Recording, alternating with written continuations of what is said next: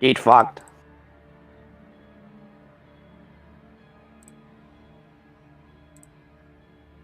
Mayonnaise on an escalator. Going upstairs, I'll see you later. See you later.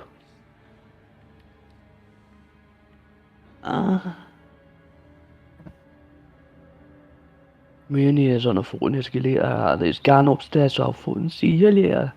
Mayonnaise, you You're- fucking... Bye.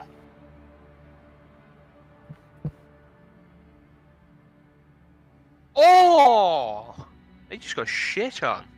Oh no way, they've added emojis and shit onto YouTube. The timing of that. No way, they've added emojis onto YouTube.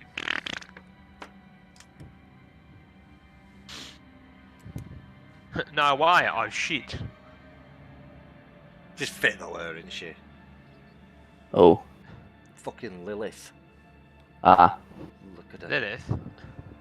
It They're is. about her in-game character, or... There. Is her face not based off someone in real life, no? Oh, with massive what is it? fucking horns. Oh, yeah, it's Paul O'Grady. He's dead, isn't he? It's change.org. Nah. Get it? How's that new transgender website now? Change.org. I thought you were going for direct communication, some player items can display an incorrect injury status when reviewed in the companion and web apps. This is a visually issue only, and it's been added to the EASF tracker. EA are... They're a cloud company. Yeah. Me, when I said Me, it... though, as soon as some people figure it out... Yeah, people have to figure it out instead of the fucking dev team. EA, when EA mentions something being improved.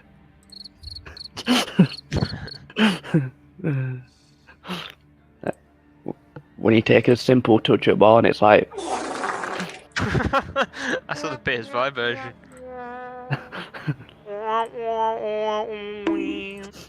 Where you do a power shot from halfway line. Oh, do you know, if they actually had that sound effect whilst doing it, mate. I wish I could change fucking sound effects. Yeah. Well, that miss my house to go wrong with game. Hit an absolute rocket. I think the cricket is my favourite. Out of the 20 that we've got. When someone scores a shit goal on me, to the cricket. Well, you try not to rage because it's like 12:30 at night. So Mitch then. Fucking game, man!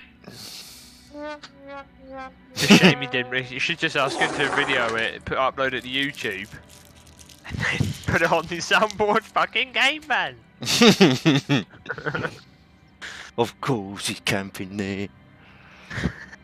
Sound like you're shaking your body. Of course, he's camping there. It's like him getting sucked off. Of course, it's there. Wait, you laugh? You get sucked off? God. Stop tickling me foreskin.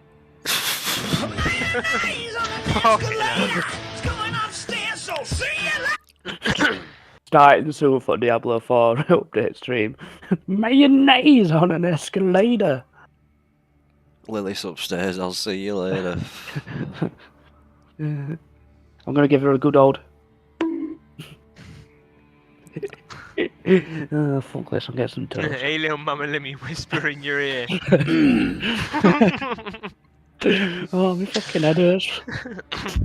I'm dying. What colour is that? Nah, I like all fucking food, apparently. Right. Be a minute, I'm gonna get some toast. The man's a fucking animal. Animal. He's a fucking... No. He's a pufferfish. He's an egg.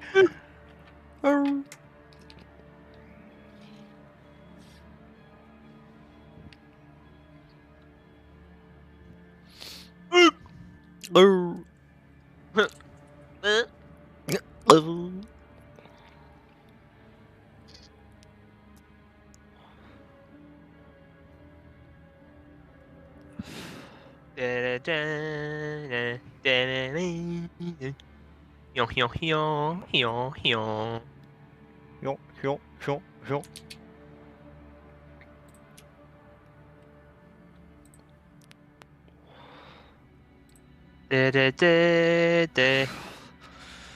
Little Woggy. Little woggy. Woggy. Woggy woo.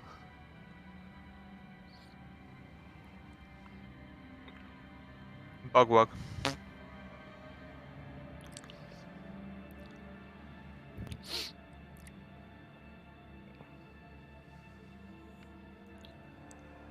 No spray, no Oh, they just got lay. shit on.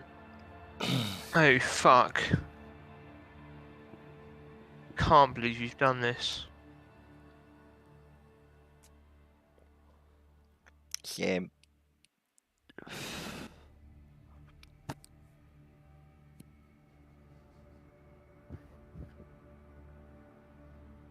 It's on an escalator.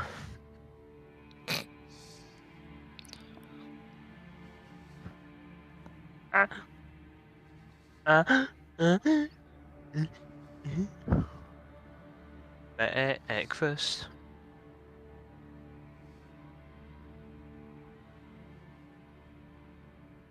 Breakfast.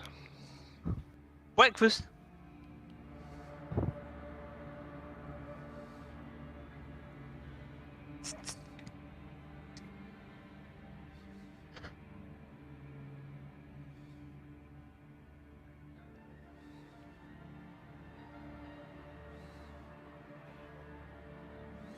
Oh, he got turned on hard.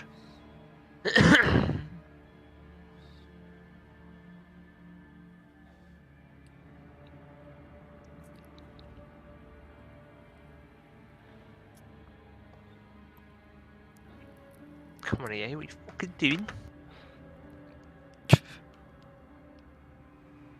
E.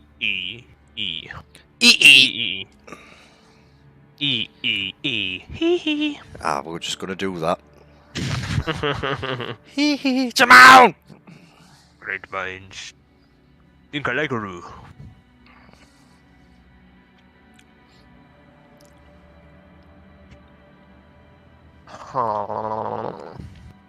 Can't believe you've done this.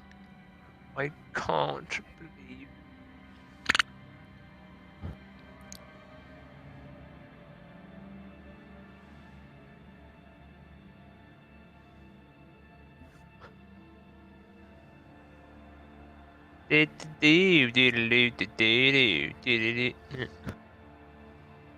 Going upstairs.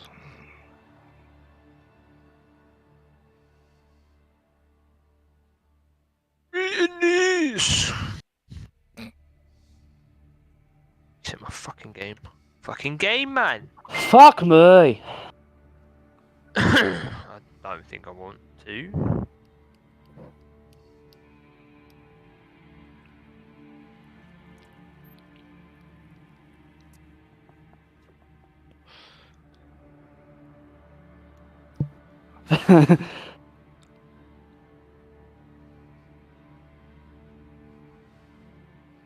Fucking hell. I hope they do. Ah. Suai. Well, we'll ask someone else. Hey, What? Come on, Gareth. I just had a stroke, it's fine. Is it fine? Better than I fucking feel now, so yeah, probably would be better. I'm gonna die. Hopefully. Do it quick. Help us. Help me. I'm always here to help my friends. In dire needs. When in doubt, gut him out. Kill him. Please do. In fact, now, because I'll see me bastard toast, then. Like, I forgot to have that. You fucking what? Fuck. So, Yes. Wait, did you say you forgot to have your toast? No. No, he don't want to die now, because first thing he'll see when he comes back is his toast. Yeah, that's a real quote. Yep. Real quotations. That's going on my gravestone. Keep away from toast. Don't kill me yet. My toast is still digesting. FC in Bath, drop toast. Died by a toaster. Yes, Raoul, it is a good day No, it's for not. some Diablo. Well, it is a good day unless you're friends with this diabetic. Fuck off. Fucking. Slap you with a piece of toast, you cunt. Oh.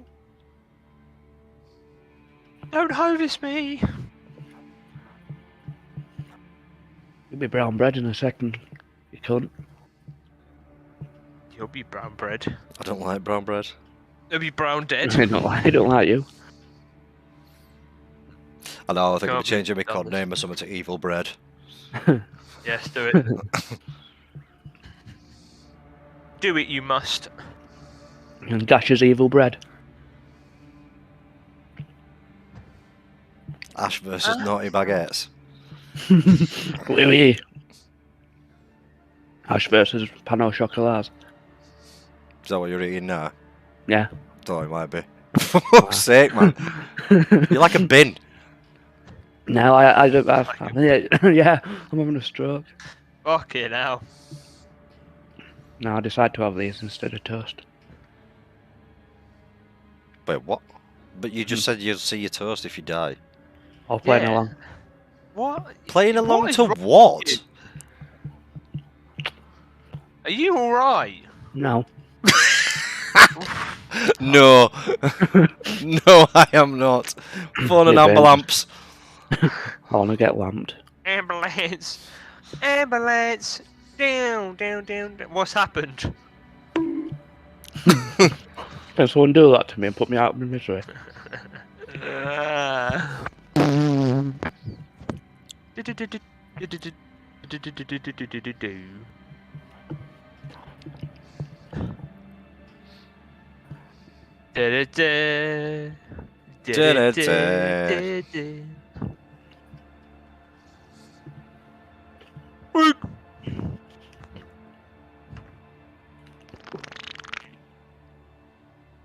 I really hope that was somebody's mouth. It was. Jesus Christ. I thought Aaron's toast were coming back. Nah. Or his, sorry, his pan au chocolat, seeing as we're playing along. On top of the toast. Pan Yeah. chocolate. I'm ow chocolate. Went to go get toast, didn't get toast. Mission failed. We'll get them next time.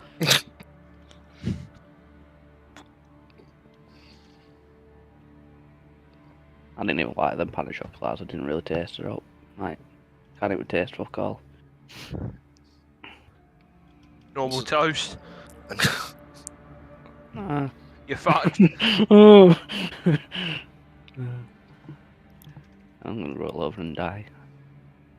Go on then.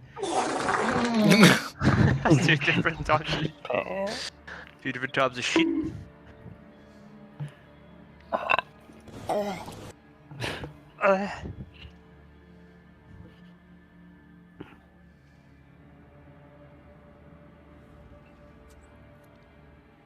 Wait, what the fuck's this?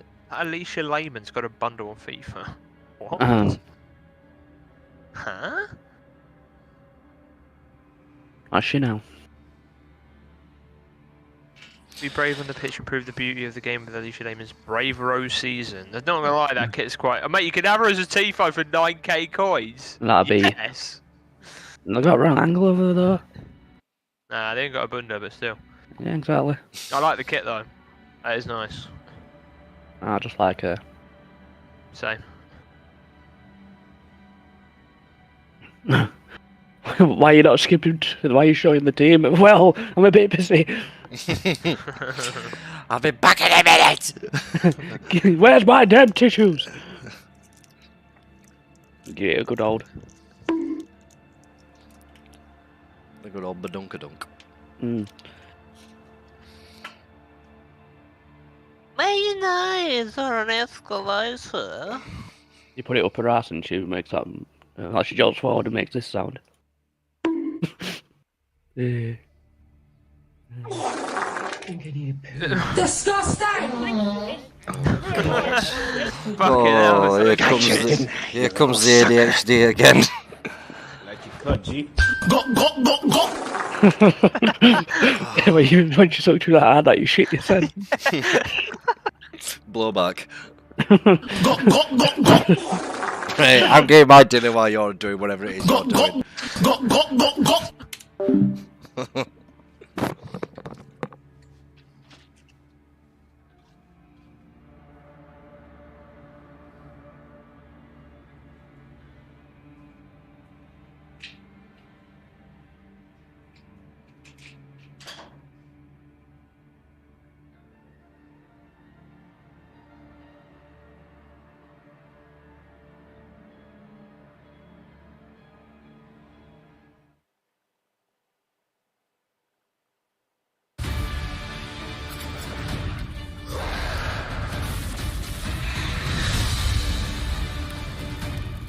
We're really excited about getting this game into players' hands and letting them experience this massive world. The main cornerstone of D4 is play your way. As a player continues to advance through the story and into the endgame, they'll unlock a ton of brand new activities that provide meaningful progression, no matter their playstyle. Players to be able to keep progressing in the narrative of the game. Alongside that, the whole team has worked on crafting a variety of different experiences players can pursue. We're going to have an entire world of Sanctuary for our players to offer. There's going to never be an absence of something to do. After the player has finished the campaign, there's a lot more game to go and participate in. They gain access to a special, what we call capstone dungeon that they have to complete. Once they're able to finish this capstone dungeon, they're going to gain access to the first world tier. As you complete the world tier, it will open up the opportunity for you to go into your next world tier. That involves unlocking powerful loot, new items, and more advantages for your player to have a better opportunity at end game. Whether you're a fan of dungeons, PvP, or just roaming around the world, there's a way to continue your Diablo adventure long after hitting max level. As your character continues to grow in power, you'll start with the skill tree and expand out into the Paragon system. A lot of the choices the players make are grounded on skills themselves and the fantasies associated with those skills. The Paragon board is a place where we're allowed to have a lot more depth, a lot more customization, many more options as you go. You can rotate the board, so you can choose a different path if you're like, I want to do more strength-based things, or I want these particular boons or glyphs. You can chart your path through it, and they're really a way for you to keep expanding your character and making it uniquely yours. Similar to the Paragon boards is the Codex of Power. It's an in-game system that holds the aspects related to the character. You are able to complete a dungeon, and they will have a chance to drop an aspect that you can pick up. And what this allows players to do is take items they're finding in the world and make them more powerful, turn them into legendary items. It's really special to discover what kind of playstyle really means the most to you. Every part of Sanctuary is fulfilling and satisfying. Dungeons in particular are really close to my heart. Nightmare dungeons are going to give the players the opportunity to experience a dungeon that they might have already experienced in their past playthroughs. They'll enter the dungeon with a found sigil that alters the playstyle and the intensity of the dungeon.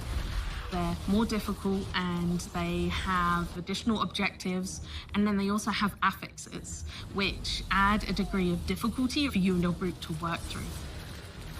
One of my favorite affixes that you can find in Nightmare Dungeons is actually called Hellgate. Occasionally, these portals will open up throughout the area that will just pour out different monsters that aren't native to that region for you to also be dealing with while you're trying to handle everything else inside the dungeon.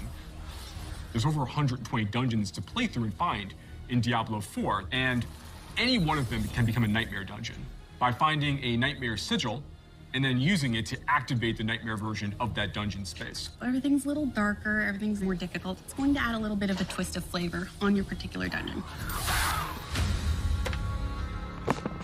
There's some targeted activities in Diablo 4 that suit what you're feeling Oh in the damn, mood what for. did I Hell miss? are starting to have more Not influence much, in you're just certain on parts of about. the Sanctuary That's just that's the significant stuff we for already know, like the players. Nightmare As Dungeons, the players with are the in affixes. Helltide areas, you're going to find even more powerful I know that, monsters. isn't it? And by killing them, they'll be able to gain these special shards they can take to go and use to purchase these big rewards that are available at these caches that are found littered throughout Helltide areas. The sky darkens and the rivers run red, meteors fall from the sky, and the monsters get harder.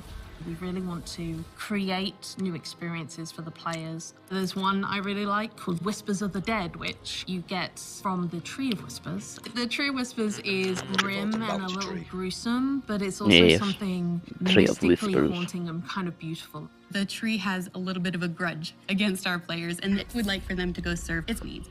So you're going to go serve these bounties, gather different rewards, different items, and bring them back to the tree in hopes that it can exchange you something really meaningful. Maybe you're going to go to the Fractured Peaks and take out some werewolves that are rampaging in a town. They're contained activities that you can do alone or in a group. We really wanted to create variety for people to be able to spend time where they wanted to in the world. It's very cool the way it's been put together, and I can't wait for people to see it, to be honest.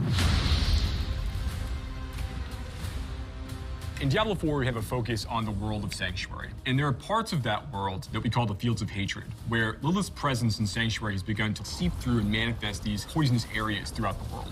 When players go to these regions, they get to engage in player versus player conflict. These offer opportunities for the player to collect shards, but there is a little bit of a catch. In order to get these shards back to town, you will need to purify them. Other players will definitely know that you're attempting to purify your shards, so you'd better be prepared to fight if you're going to be playing any PvP, and be prepared that you might lose some stuff in the meantime. Once they've got the purified shards, they can take these, go back to nearby towns to sell them, and then use that to buy a whole bunch of interesting cosmetic items and rewards. It's a place for people who really love PvP and want to still get loot and still increase their character's power. If that's the way they want to play, they can.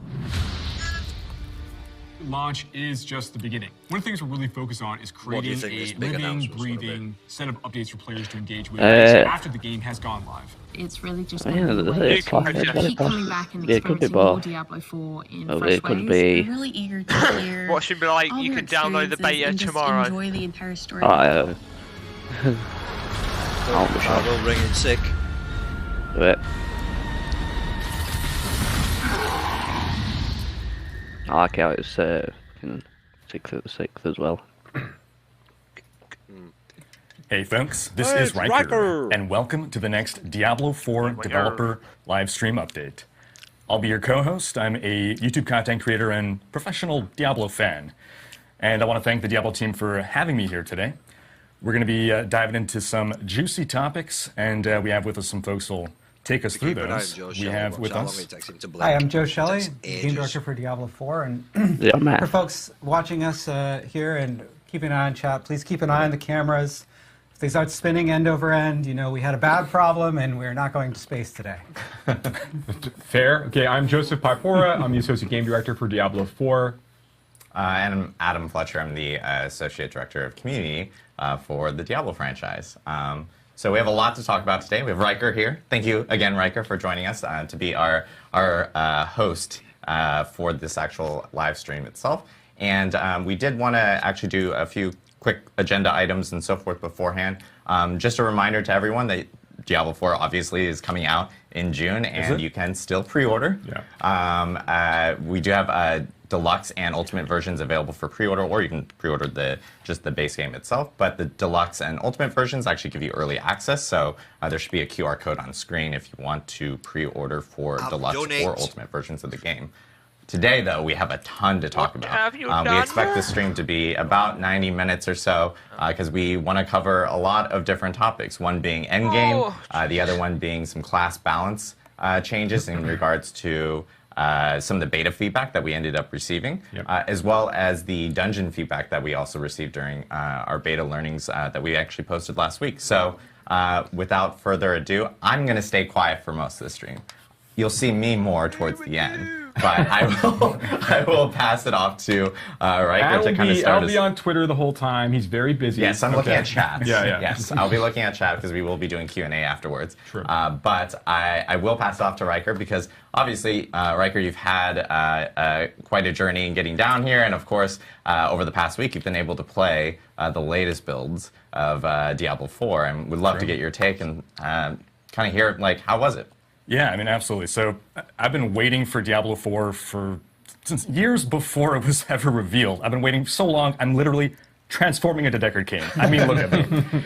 So yeah, when you reached out for the chance to come to the offices, play the latest build, then getting to come here, getting to experience it, getting to talk to some awesome people who gave me awesome insight into the build, into the systems, and get to play with decked out characters, endgame builds, seeing all the synergies coming together with the items, the Paragon boards and everything. It's really been a blast.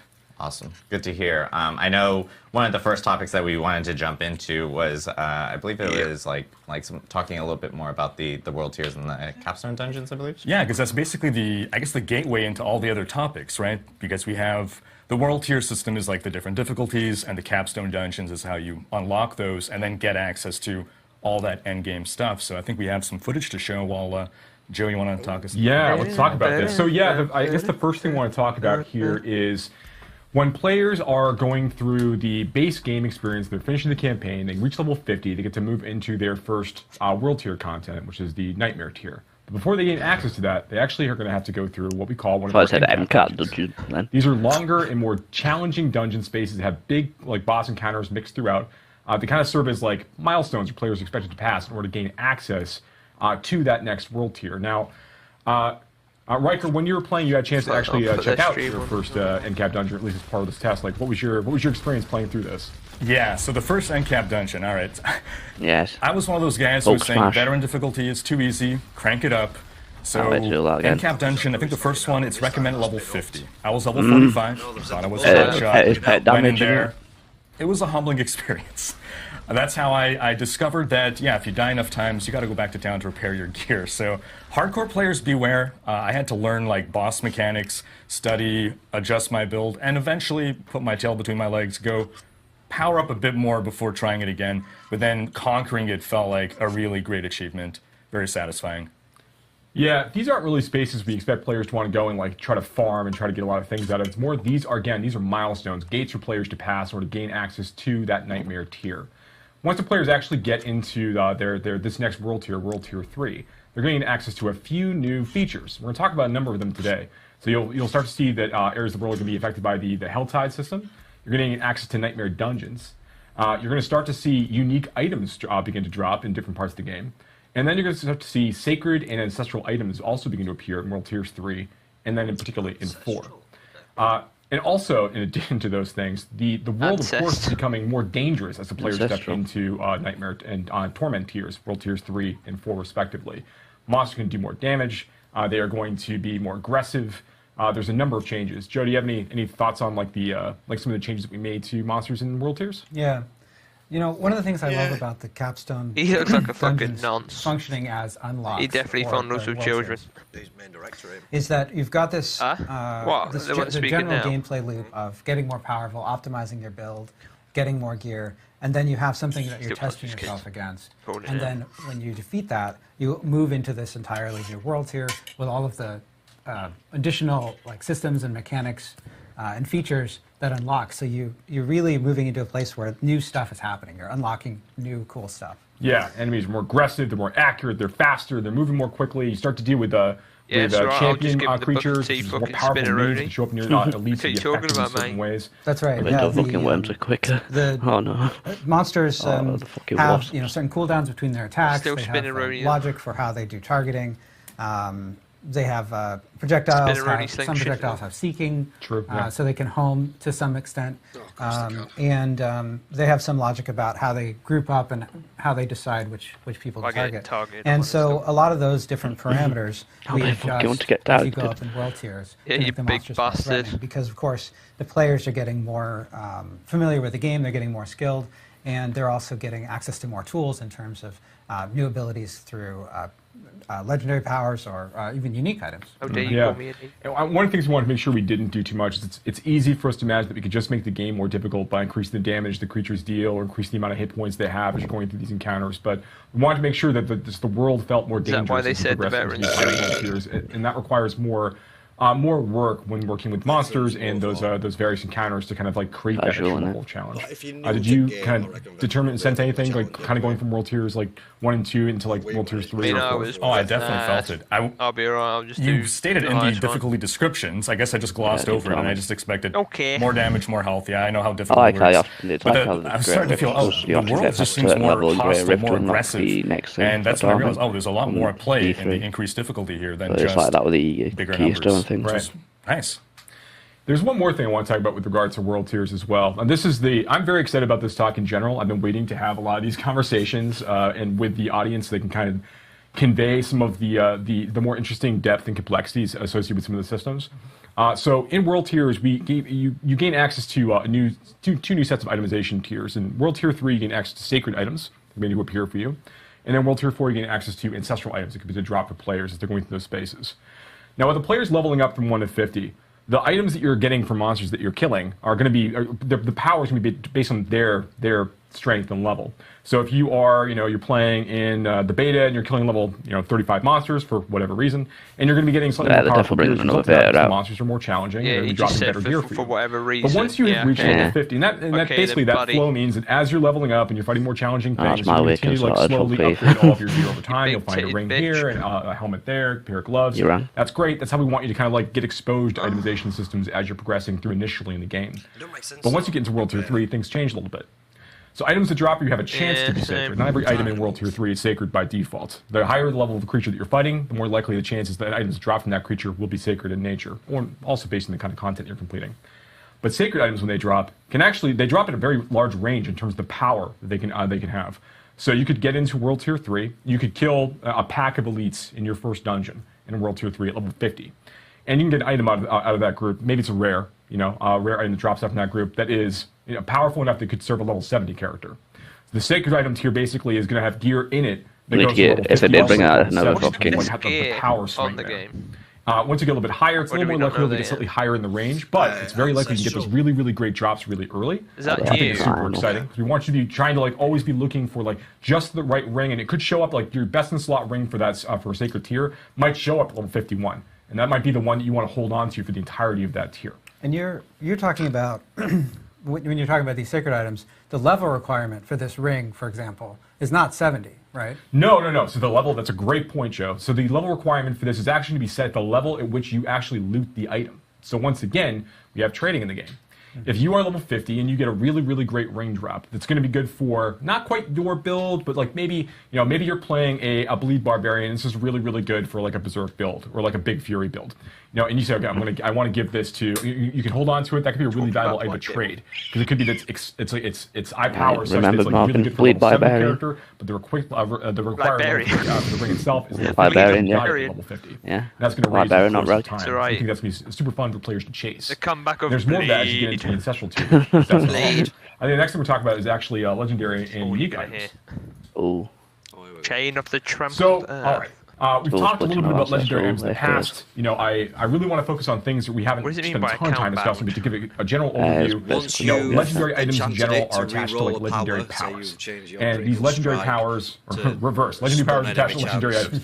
Legendary powers basically are designed to appear on multiple different slots. So, an aspect might appear on amulet, but it might also appear on gloves, or it might appear on ring, or it might also appear on weapons. These things have a tendency to be in a lot of different places based on the power itself. And we like this because it let players extract aspects and powers from items and put them into other items that meet these certain criteria.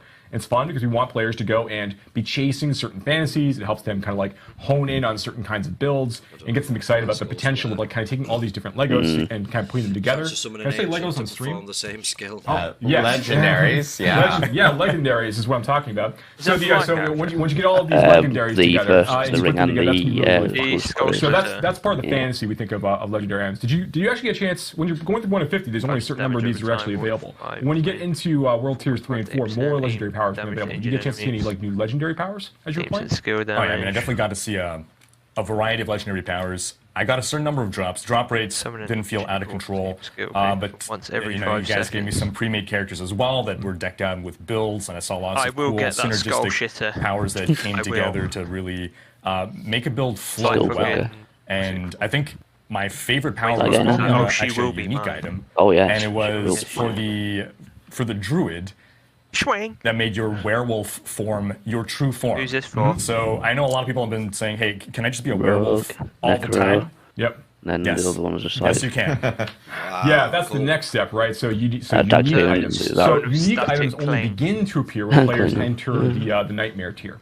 So once you're in World Tier 3, there's a low chance that some of the game's unique items will begin to appear for players as they're progressing through the spheres, and they're very, very rare. You know, these are huge chase items and opportunities here. Look at some the of them are fucking really important for build making. Some open up a whole different build paths and opportunities for players to go pursue. These are things that are designed to be really exciting. Like what you suggest there when you had the experience trying to gather the werewolf. Watching Gibbous. The ability to stay in werewolf form effectively forever with that druid unique. Really cool stuff. And there's more of these unlock over the course of your level progression as well. You know, I think I saw Shaco earlier there in the list of unique items. That's correct. Shaco does make a return, and there's lots of opportunities for us to basically kind of pay homage to items that came in previous versions of Diablo, previous entries in the series. You'll see a number of different items make returns. Items like Grandfather, Shaco, obviously. You'll see a few familiar, and then a few familiar favorites, and then more over the course of the game's live development.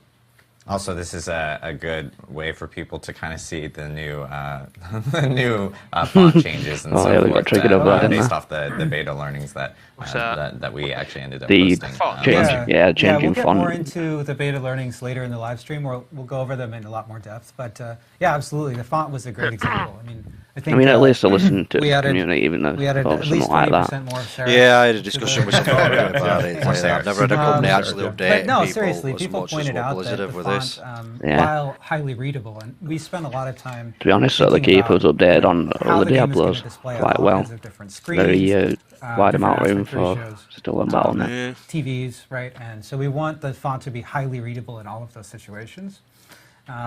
But it didn't feel as much like Diablo as it could have, and so we went back and looked for a font that was still highly readable, but had more of a Diablo thing. And it's just a great example of players pointing something out and us being able to react to it.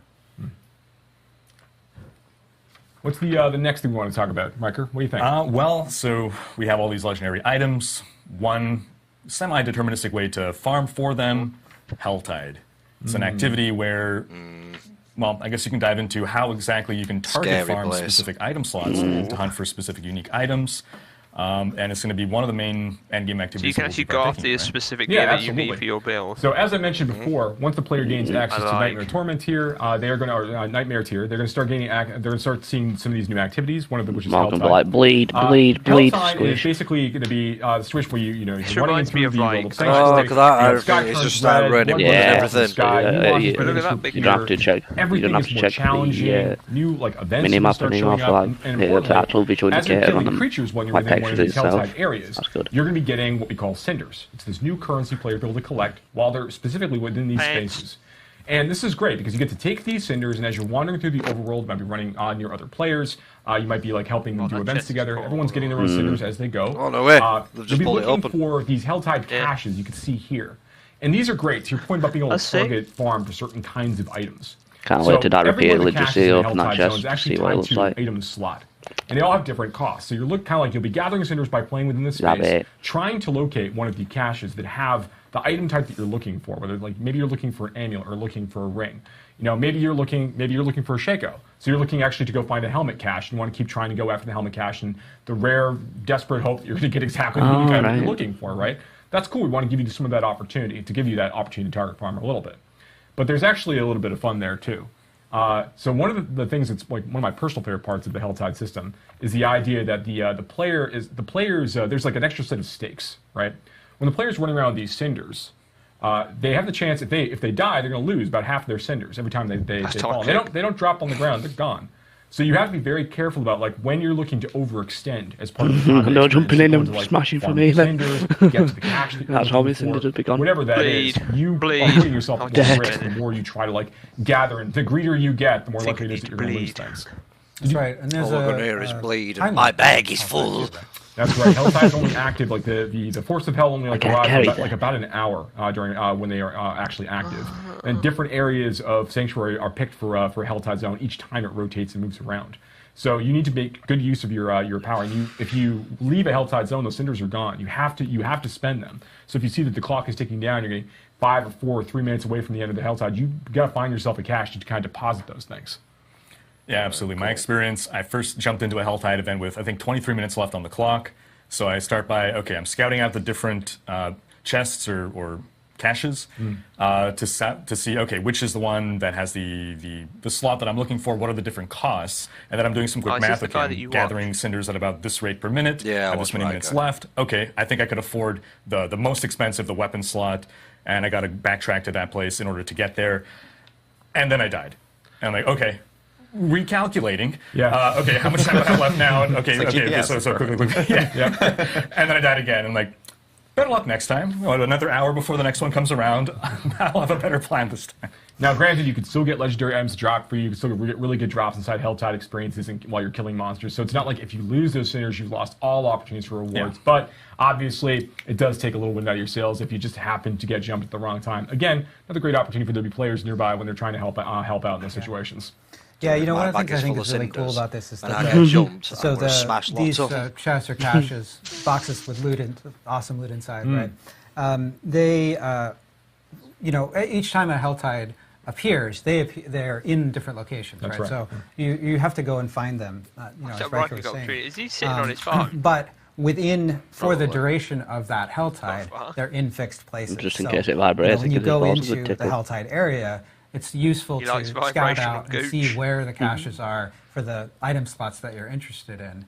And then you can, mentally remember, okay, here, I want to farm around here. I'm going to come back here. I'm going to get this item or whatever. And one thing I want to call out here, you saw one of the caches on the screen earlier in some of our video that we captured for it.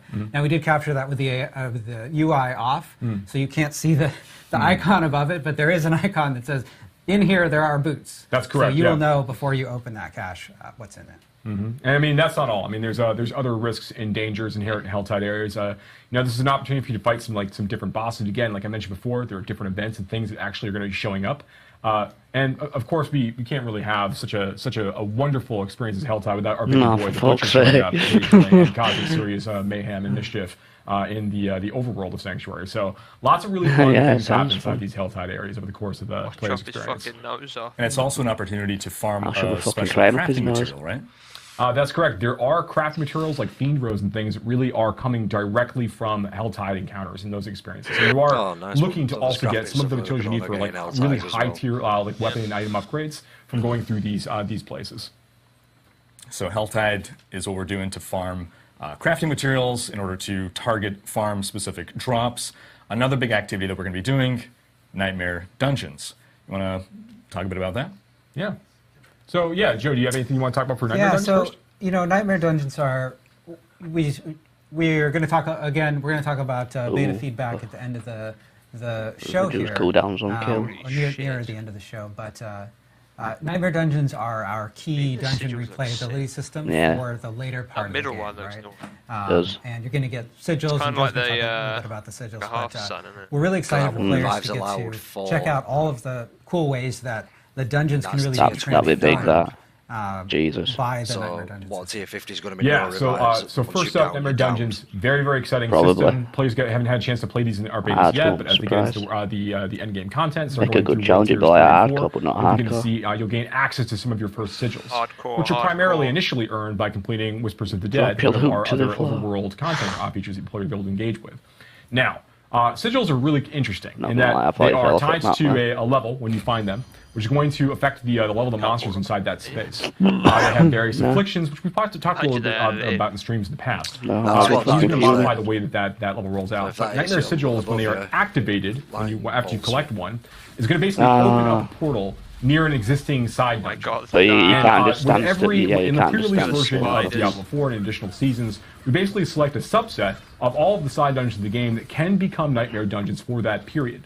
So players become more familiar with the mini fuckers that did my head in on they can be populated with these Nightmare Dungeons. Look at the enemies though. So you might already know, whether it's Annex Claim or whatever it is, what the layout of a given dungeon might look like normally.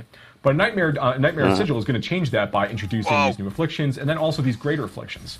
We showed earlier in the video like this. Right now, actually, we're looking at this this health it won't go down that open easy. up and basically spawn in all these monsters from other like monster families that might not be native to that dungeon, which is pretty cool. In that we like the idea that players are going to have to kind of deal with these new different threats than what they're typically used to as part of that encounter. And there's a number of these other like greater afflictions, like we showed the Stormbane's Wrath, that disc thing that was flowing around around you, and occasionally it just pulses out this really big, stunning, damaging effect. So you have to be mindful of where it is. You should make sure you avoid it as part of the combat experience. Definitely adds a new wrinkle to gameplay as you're going through. I don't avoid it. And we add more of these afflictions as the player continues to level up and get to go deeper and deeper into the Nightmare Sigil system, unlocking higher level sigils and dealing with like more and more dangerous threats over the course of time. And this is a really great place, not only just to like earn experience and really push your build and make sure that you're strong enough to tackle these sorts of challenges. You'll also be able to. These are really great places to farm for like sacred and ancestral items in particular. And these are the places that you're going to be upgrading your Paragon glyphs. By the butcher. We're talking more about the Paragon system right now. So, in that, like, this is an opportunity to show the actual upgrade glyph screen. I just noticed, like, hey, look, it's actually up right now. What timing?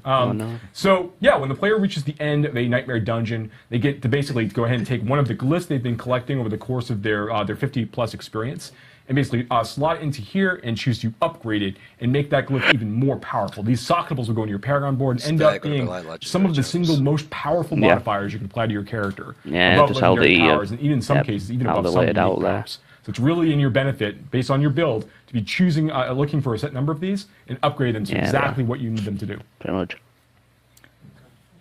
And so the sigils that we're getting. Someone in the chat was like, "Jesus, some of you people." What I noticed is that if you get some afflictions that you don't particularly care about, we have the ability to salvage some in order to craft sigils of our own, right? I think it's a 4-to-1 ratio. Is that right? Yeah, just about. So you'll be able to get a lot of these different sigils by going through Nightmare dungeons, completing whispers, and through other content. And if you're finding sigils that you don't really want or don't really want to run, because maybe we're gonna have like enemies inside are gonna do additional lightning damage, but you don't have a lot of lightning resist on your build. Maybe you want to go ahead and like salvage that back at the Occultist. Take that down to its sigil dust and use that to basically make new random sigils to go ahead and run with. Just reincarnate. This is players should kind of like push themselves a little further. They'll unlock higher level sigils they can craft through the system over the course of time, and it's another way to kind of like reutilize some of the sigils you might not be as interested in running from time to time. Yeah, one thing I liked about the afflictions was it was making me make choices during the gameplay. Like two that I can speak to, the Nightmare Gates that we were just showcasing. Let's say I'm in the middle of fighting an elite and I'm almost taking him down. I see that Nightmare portal opening and I'm like, okay, should I take care of that before it starts spawning more monsters, or do I finish this fight first? I'm forced to make a decision, and I got to live with the consequences if I think, maybe I should take him down, and then the fight becomes more challenging, and nope, I should have taken care of that gate first. He's got his cock out. I forget the name, but it's some kind of blood cyst that starts to grow, and then if you just don't touch it, it eventually explodes in a huge area. Yeah. And it's either, okay, destroy it before it does that, or get the heck away as fast as possible. Again, making choices, and it's like, okay, I think I thought I had time to get away. Then I got crowd controlled, and then boom, one shot. So I like how it changes the dungeon experience depending on which of these fucking run up to a butcher and he just does this. Yeah, absolutely. There's death counts in some of these as well. As time goes on, you get into the deeper ones. Where you got to be careful. You can't just throw yourselves at these things. And if you're making mistakes, you have to really evaluate carefully how you're progressing. But he just does you with one hit. Oh, fuck. I can't believe so, yeah, you've done got a chance to play through some of those. So, yeah, Nightmare Dungeon is very exciting. And they'll go up beyond level 100 as well. Actually, this is a content type that you can actually fight up to creatures up to level 150, actually, as part of the experience, based on how far you're able to push yourself as time goes on. So I'm really excited about how far players can go with that. All right, now you're talking about glyphs and the Paragon system, so let's talk more about those Paragon boards. Oh, let's do it. Okay, Paragon boards. So we've talked a bit about Paragon in the past. We've shown the boards like this. We've shown you things like, hey, look, here's normal nodes. This is the way that you're going to earn like 5 willpower. But that's not all this board is about. There's a lot of other complexity and things to deal with in here. So there are basically 4 types of nodes to kind of like quickly reprise some of this information. First, of course, normal nodes. Then we have what you show here is magic nodes. These are different affixes that you can collect over the course of time. Usually they're like a little bit more difficult to find a direct like version of on items. So like something like this, for example, crackling energy damage. So there's that's a sorceress, so like a lightning spec sorceress ability or passive where she'll occasionally be crackling out damage to nearby targets. You can now boost that by finding a particular magic node, which kind of might eventually unlock other builds to kind of go and chase after. But then there are rare nodes, which is on the next slide. And here, okay, so there's some information here. Killer. Rare nodes have a pretty powerful effect right off the bat. But then on top of that, there's this bonus effect down below you can sort of see.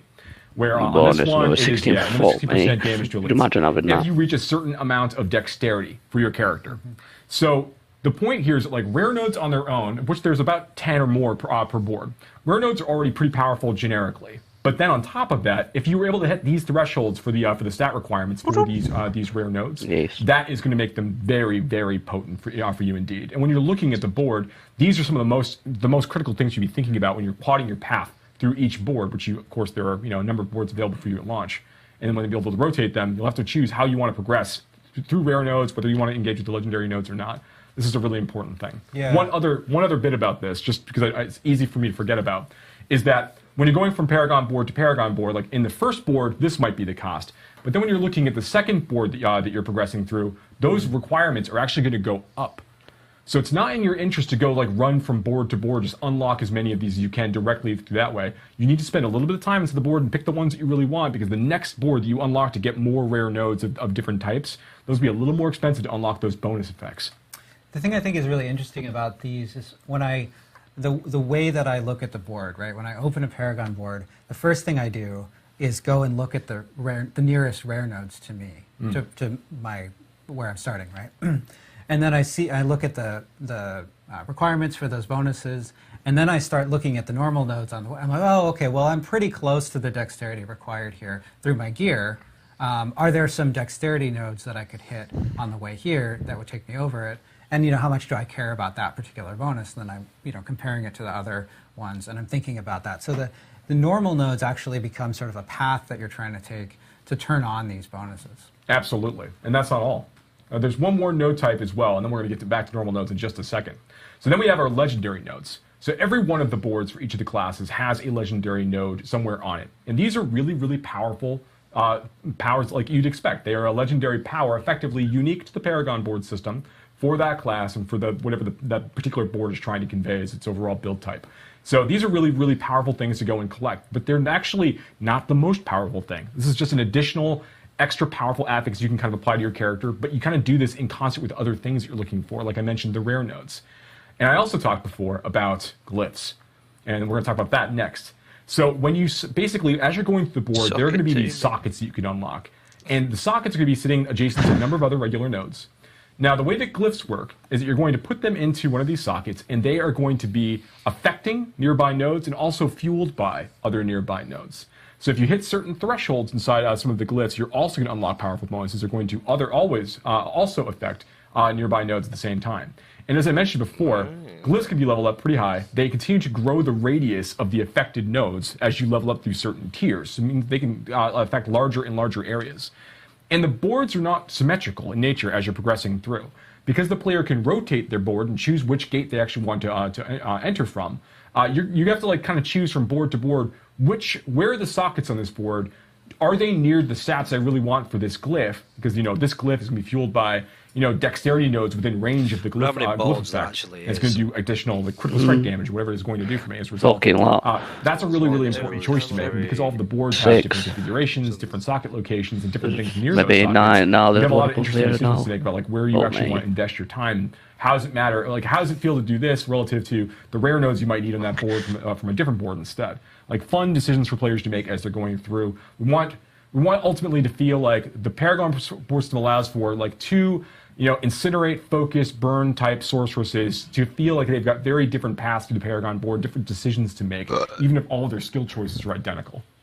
Yeah, it's something that we've talked about a lot with Diablo 4. It's the idea that even if you have a lot more let's say in incinerate depth, is a powerful sorcerer, instead of just basing off the and you the gear set, you're not going to necessarily be the same.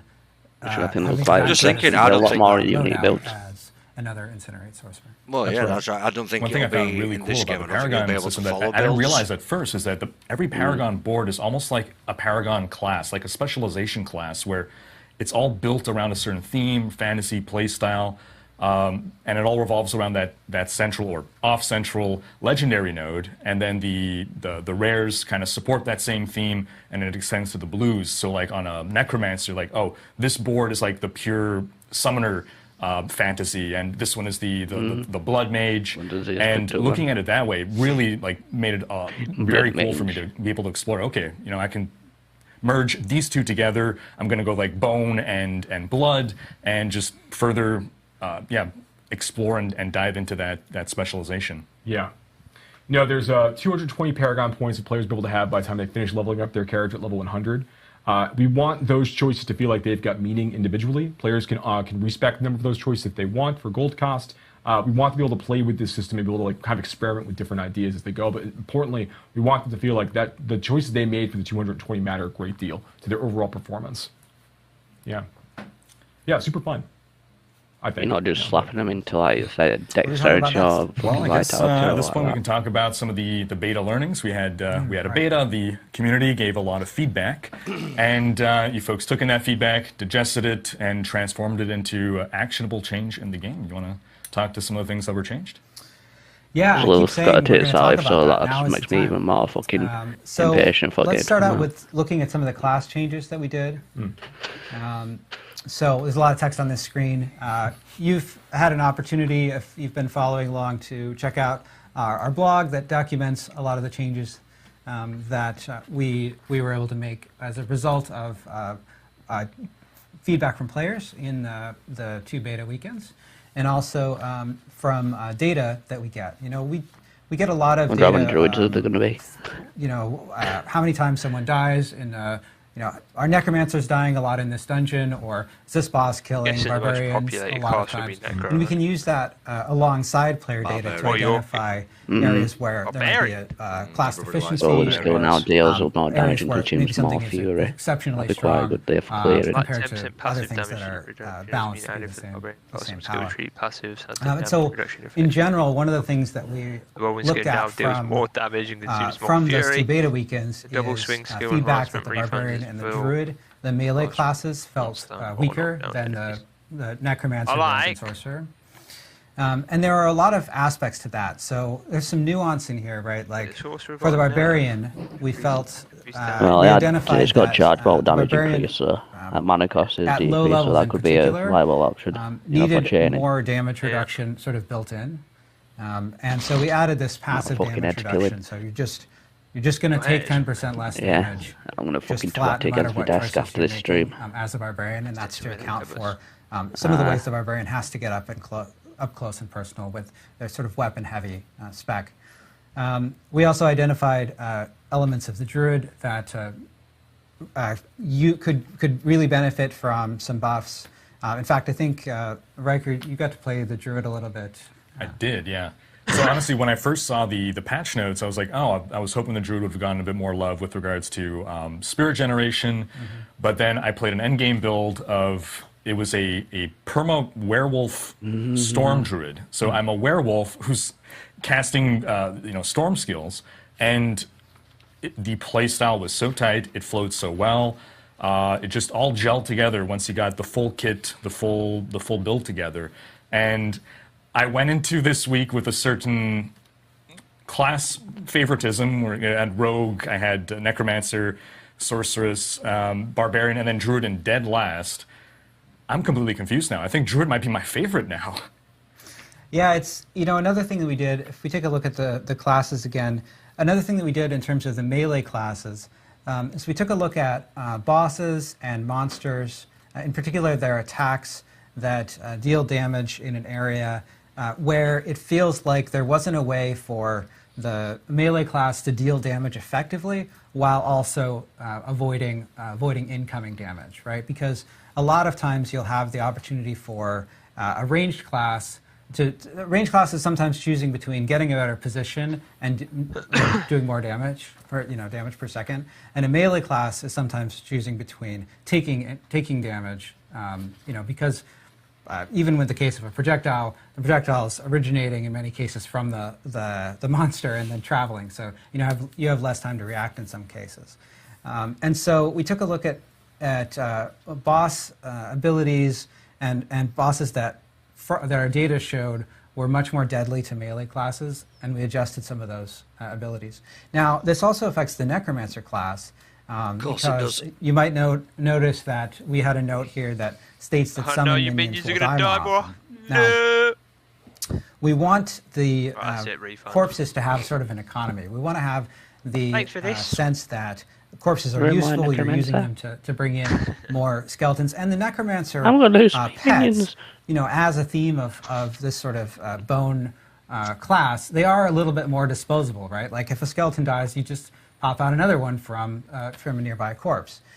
So we want them to be, you know, dying and getting resummoned. And we want to make sure that there are plenty of corpses, so you're not going into a boss and running out of like, oh, I don't have any pets and I'm a pet builder. We certainly want to make sure that you have pets available. Yes. But we want them to be kind of coming back from time to time. So we increase the damage that they take a bit, but we also, you know, I was talking about areas where bosses are doing too much damage to melee. We also took a look at cases where there were abilities that felt unfair for pets, where there was just like a huge damage in a huge area, and maybe it's no problem for a player to get out of it, but trying to micromanage your pets to get out of this. Micromanage an army of skeletons going around. That's not a fun gameplay that we're trying to capture specifically. I'll just wander off. So we modified the damage that those kinds of powers. I don't know, that's usually Enchantress, she just fucks off. Both Necromancer and Druid pets, in fact. Yeah, we do want to make sure that managing your minions to some degree is part of the mastery of playing a Necromancer, and that, like, you know, when skeletons go down, you need to accommodate that and make sure that you have corpses that you've been generating or keeping on hold for some of these situations. We feel that is definitely part of the fantasy of the Necromancer class is needing to resummon, to your point, these kind of disposable soldiers that are supposed to be helping you. Mm-hmm. So we want to make sure that continues to hold true, but not to a point where like an army necro can't go fight bosses. That's obviously not what we're trying to build with any of these changes, of course. We just want to make sure that the Necromancer does get a chance to engage with those parts of the mechanics. Now another... And I did get to play the Summoner Necro, and I was summoning my minions regularly, so it was something that was a continuous part of the gameplay, but I never found myself in a position where, oh, I'm out of minions, I'm out of corpses, so the corpse generation rate it felt good. I'll admit that passive minions is not my favorite playstyle. I would love the ability to direct them, but for what you intended to accomplish, I felt you did. Yeah, so, you know, one of the other areas of feedback, we have a note here that says, that might be a little bit confusing. It says, we reviewed the class skills to confirm that there were good options to get out of control impairing effects. In many cases, what we mean is unstoppable, which is the effect in Diablo 4 that clears all control impairing effects, crowd control effects, and makes you immune to them for the duration of that effect. So the classes are designed so that every class is intended to have access to a good set of options to clear crowd control, so that there is an interaction here between, oh, you know, monsters are doing crowd control and I have options to remove it, but I need to think about those options. And we saw feedback during the beta that at early levels, some classes felt like they didn't have enough options there. Riker, in your play at the higher levels, did you feel like that was still an issue? I don't remember it being an issue at the high levels of play, no. Going back to my favorites, Barbarian now is my second favorite after being my fourth. Again, yeah, the melee playstyle I felt gelled really well with a high-level Barbarian. It all came together. I didn't feel I was being punished for being in melee. I didn't feel constantly crowd-controlled or an inability to gap close. You know, he had his the spears to bring enemies to me, the lunging attack to close the gaps, and a good toolkit to deal with everything. So the last thing I want to note on classes, of course, is that there are a few other changes beyond what you're seeing here. I think, you know, some people called out Hydra changes. You know, we made a lot of small changes to classes. There are also some cases like legendary powers. We updated legendary power effectiveness, which is sort of vague, but it's really just that there are a bunch of small details, and, you know, we're sort of tweaking them. The other thing I want to talk about is dungeons, right? Yeah, yeah. So we got a lot of feedback from players that there was a lot of running back in dungeons, and there were really two ways that we wanted to tackle this. First off, of course, if we have a situation where you're running back, we have a system that causes monsters to ambush you to make sure that it's not just running through an empty space. So we added more ambushes. But secondly, and this is really the more effective aspect of it, we changed the layouts of dungeons and where objectives were located in the dungeons. Oh yeah, that's right. Look at this. Graphic design is our passion. Yeah, absolutely. I wish that I made this graphic because it's. I did laugh really hard when I saw this the first time. So I love it so much. But I did not make it. But I think this is a great example. So this is one of the dungeons that players called out in beta, Hoarfrost Demise, right, as one that had a lot of run back. And one of the reasons that you can see here that it has so much run back is that the objectives are laid out in a way that you have to run down a long, narrow hallway to get to one, and then you have to run back. It's a dead end, and then you have to run back down that narrow hallway. So we changed the layout of Hoarfrost Demise like this. Right. So you can see that the objectives, which are those I was expecting like a little change, not a fucking, we've just are completely fucking along redone the main dungeon. path of the dungeon. And remember now, in this case, the player has explored all of the dungeon and you can see all of the map. Yeah. But when you're playing through the dungeon, you don't have, the map is fogged, you haven't explored it yet. But it's set up in such a way that as you're exploring through the dungeon, you're going to naturally encounter those objectives along your way, and so you're not going down and then having to backtrack a long way. Yeah, and in our objective view, this was going to lead to smiles. Yeah, this is good. But no, it's important. Like we want to make sure that as you're progressing the space, you are naturally coming across these objectives in a simpler way, as opposed to you need to like kind of like wander and kind of like backtrack a lot more as part of that. Yeah, and in fact, we identified a number of dungeons that got this feedback in beta. And we also, we were talking about Nightmare Dungeons. We also want to make sure that Nightmare Dungeons have this, we address this for Nightmare Dungeons as well, because it's a key replayability system, as we were just talking about earlier. This is another example of Cordragon Barracks. It's another dungeon that we saw a lot of feedback and screenshots from beta, where you can see that the objectives are set up such that clearly you're going to have to run back all the way back through that long hallway. You're going to spiral around. You have to go out. You have to explore out from those spirals, and you can end up getting confused and running back. Because the other thing that happens here is that if you've run to an objective and the next thing that you have is back along a path that you know about already, then why wouldn't you just run back along that path that's empty of monsters? It's not fun. It's more fun to kill monsters, but it's more efficient than exploring some unknown that might or might not lead back to it, right? So that's a key part of these. You're going to miss the objectives. And if you take a look at the next shot here, you can see how we rearrange the objectives basically going to hit the objectives on each run through. Yeah. Now, these aren't the only changes that we made either. There's some other things we did to actually just straight up just regular objectives. So there's things like, there are some dungeons where the players are asked to kill all the monsters inside a dungeon space. And in those situations, we've made it so like once the players reach a certain threshold of monsters they've killed, rather than saying like, there are potentially as many as 50 zombies in this cave. After the player has killed, 49 zombies, they might still be normally looking around in the last corner where a zombie got is kind of like hiding in a closet someplace, right? In this situation, instead, once you reach a certain threshold of zombies that you've killed, now they actually begin chasing you down. They start looking for you in that situation, such that you don't need to go crawl through the entire space and explore every inch of unexplored area in that dungeon just to find the zombies. Some of them are going to come after you in those situations, which is a great change to make it a little bit easier to engage with those things. And then there's another one, like we have features or dungeon objectives where the player is asked to go and collect like anima, which are just these objects, they're like these motes of energy that drop on the ground when you kill certain kinds of monsters. Sometimes you need to go and gather a whole bunch of these things and then bring them back to another area to deposit them. Sometimes it opens a door, might summon a boss, all kinds of things that we do with this. But in these situations now, when players are collecting this anima when they're running around the dungeon trying to find all these creatures and do these things, you're going to also gain various buffs by picking these up. You're going to gain some resource back for your class. You're going to get some other things. It's actually really great. When you actually deposit these things, you're going to get a health potion. So there's lots of things we're trying to do to make sure that those experiences help speed you up and feel great to engage with, while you're also going through a lot of the layout changes that Joe just talked about. Yeah, so I'm glad you pointed out kill all monsters, because players rightly identified a couple of key problems. Like first off, with kill all monsters, of course, if you're having to go and hunt down one of those monsters, that's effectively backtracking, right? You're running through an empty space.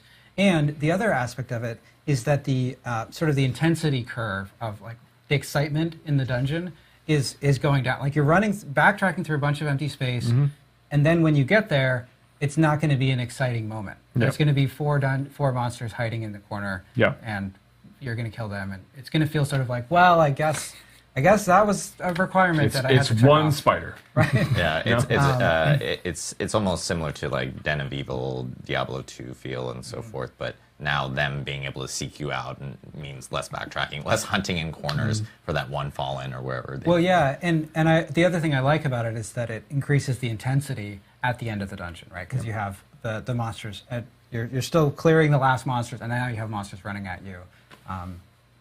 But what was your experience with these changes? Yeah, so this was probably my #1 complaint about the beta was the backtracking. I'd often, in a dungeon at some point, reach a point where I'm like, okay, I have to run back or I have to go look for a monster.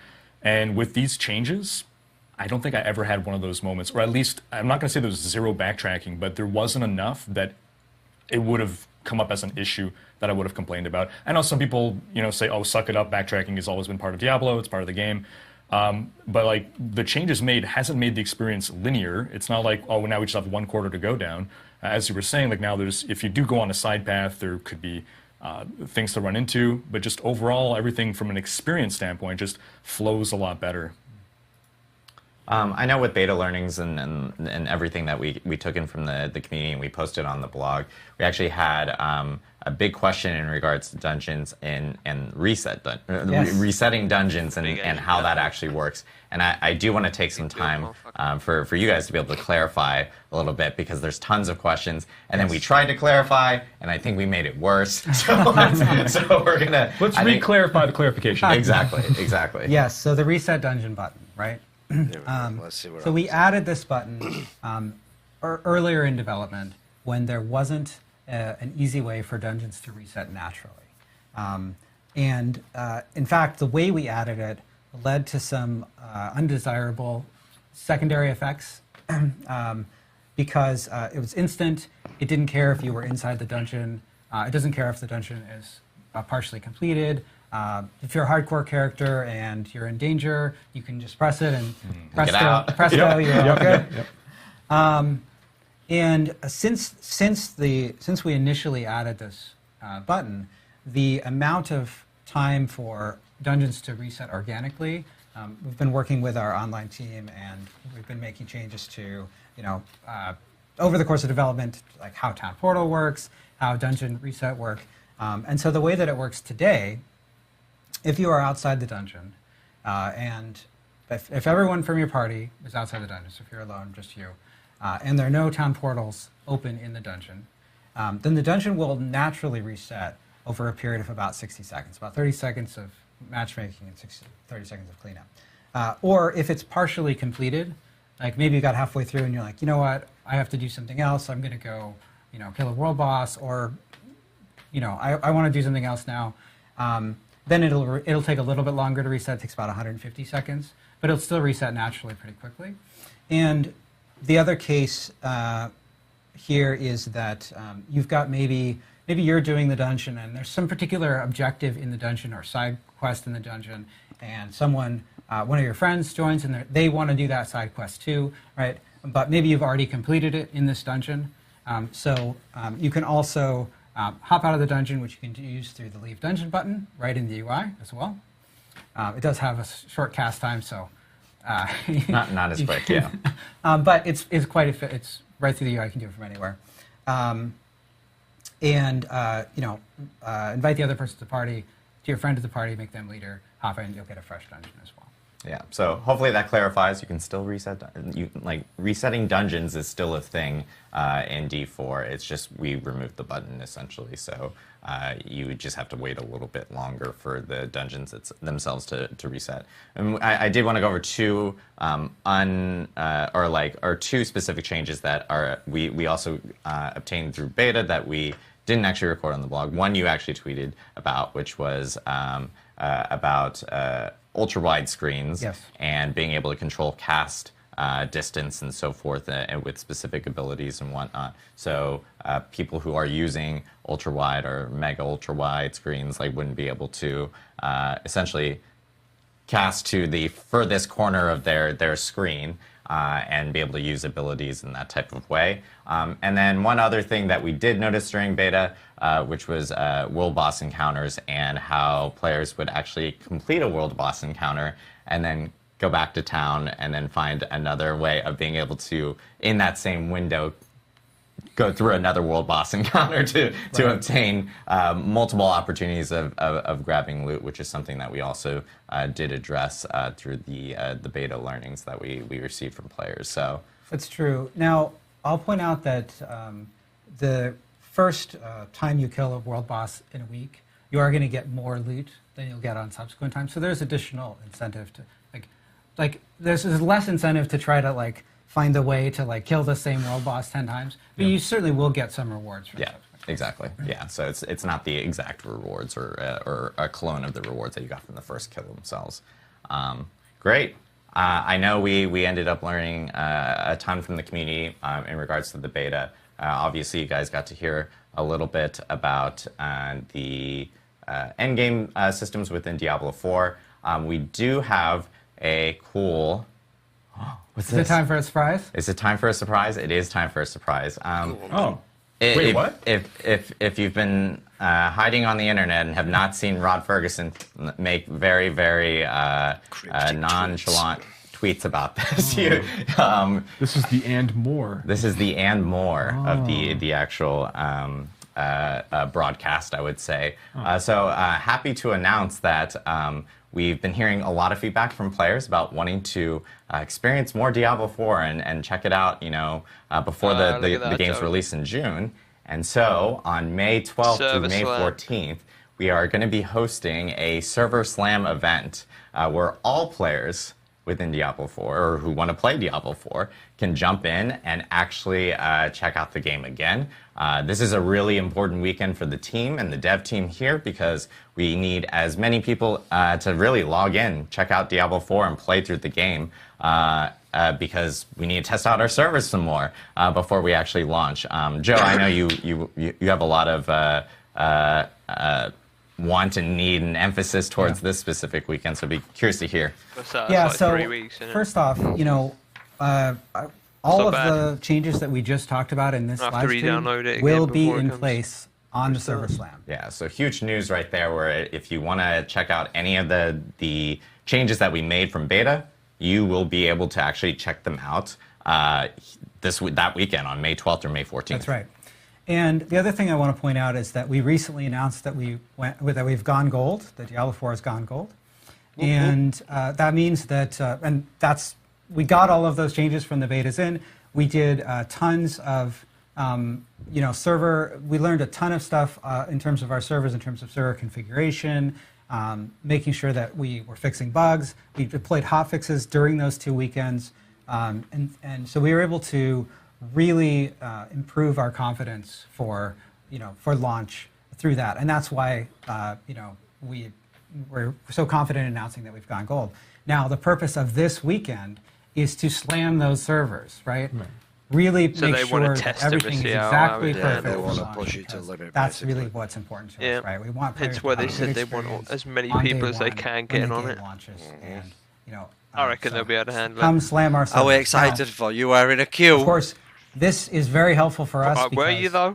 Were you? It's helpful if you want to play on day one. It's helpful for the Diablo 4 community to come help us slam our servers. But that's not the only reason. Swear to God, if I get that message. When you participate in the Diablo 4 Server Slam, you're going to have another chance to earn the rewards from the first 2 beta weekends. send So you a if 5-hour you fuck didn't get a you chance to long play because maybe you were traveling or for any other reason, you have another chance to get your Beta Wolf Pack cosmetic and the 2 titles.